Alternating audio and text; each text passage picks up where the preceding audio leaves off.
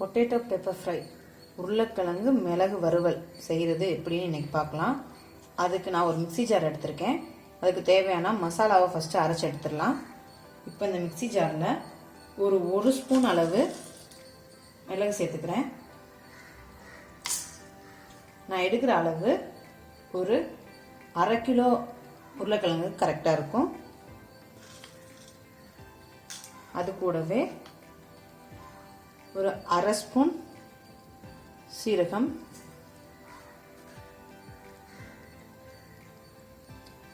1/2 spoon சோம்பு,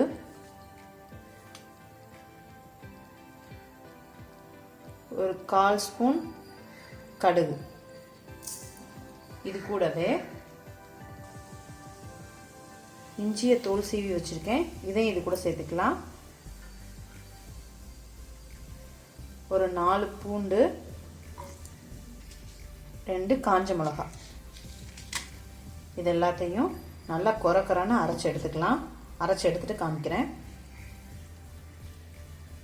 நல்லா அரைச்சி எடுத்துட்டேன். பாருங்கள் எவ்வளோ கொரக்கொரன்னு இருக்குன்னு பாருங்கள். இந்த அளவுக்கு நெருன்னு அரைச்சிக்கோங்க. இது இருக்கட்டும். நாம் இப்போ எப்படி செய்யலான்னு பார்த்துடலாம். இது கூடவே நான் ஒரு 1/2 கிலோ உருளைக்கிழங்கு எடுத்து உப்பு போட்டு குக்கரில் ஒரு 5 விசில் விட்டு எடுத்திருக்கேன். இந்த அளவுக்கு அது வெந்திருக்கு. ரொம்பையும் குழஞ்சிடக்கூடாது. 3/4 பதத்துக்கு வெந்திருக்கு. வாங்க எப்படி செய்யலான்னு பார்த்துடலாம். நான் இதை வேக வைக்கும் போதே உப்பு போட்டு தான் வேக வச்சுருக்கேன். இது இருக்கட்டும். வாங்க இதை எப்படி செய்யலான்னு பார்த்துடலாம். அடுப்பில் கடாய் வச்சுருக்கேன். அதுலேயே 1 to 1.5 ஸ்பூன் அளவு நல்லெண்ணெய் சேர்த்துருக்கேன். இப்போ எண்ணெய் நல்லா காஞ்சிருச்சு. இது கூட நான் ஒரு பெரிய சைஸ் வெங்காயத்தை சின்னதாக நறுக்கி வச்சுருக்கேன். இதை இதோட சேர்த்துக்கலாம். சேர்த்துட்டு நல்லா வதக்கி விட்டுக்கோங்க. கொஞ்சோண்டு கருவேப்பிலை,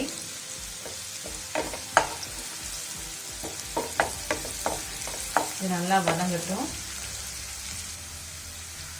இது வதங்கும் போதே இதுக்கு தேவையான உப்பு, நான் உப்பு கம்மியாக தான் போடுவேன். ஏன்னா நான் உருளைக்கிழங்கே வேக வைக்கும் போது உப்பு போட்டு தான் வேக வச்சு எடுத்திருக்கேன். ஸோ உப்பை பார்த்து போட்டுக்கோங்க.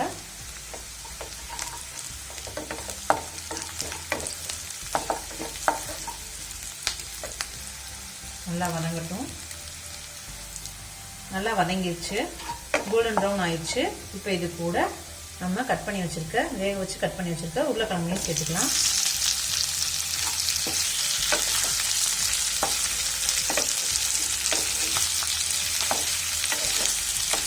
ரொம்ப கிண்டாதீங்க, உடஞ்சிரும். இது கூடவே நம்ம அரைச்சி வச்சிருக்க இதையும் சேர்த்துக்கலாம். சேர்த்துட்டு நல்லா கலந்து விட்டுக்கோங்க. அடுப்பு சிம்மில் இருக்கட்டும்.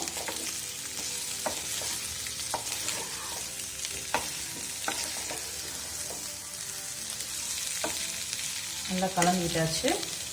இப்போ இதை மூடி போட்டு ஒரு 5 நிமிஷம் இருக்கட்டும். 5 நிமிஷம் கழிச்சு எப்படி இருக்குன்னு பார்க்கலாம். இடையில திறந்து கிண்டி விட்டுக்கோங்க, இல்லைன்னா அடி பிடிச்சிரும்.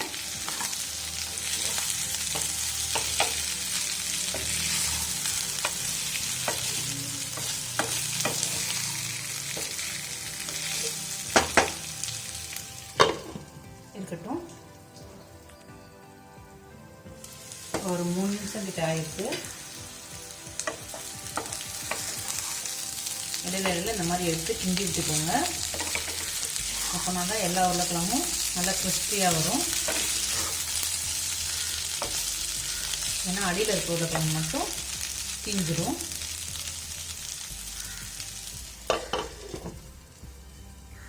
இருக்கட்டும்.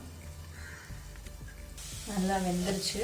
இப்போ ஃபினிஷிங்க்கு ஒரு 10 to 12 மிளகாய் இப்படி இடித்து வச்சுருக்கேன். இதை மேலே ஆட் பண்ணிக்கலாம். நீங்கள் இதே ரெசிபியை பேபி பொட்டேட்டோ வச்சும் ட்ரை பண்ணலாம். பாருங்க, நம்மளோட பொட்டேட்டோ ஃப்ரை ரெடி ஆயிடுச்சு. இப்போ நம்ம ஸ்டவ்வை ஆஃப் பண்ணிக்கலாம். நம்மளோட சுவையான பொட்டேட்டோ பெப்பர் ஃப்ரை ரெடியாக இருக்குது. இதை ட்ரை பண்ணி பாருங்கள்.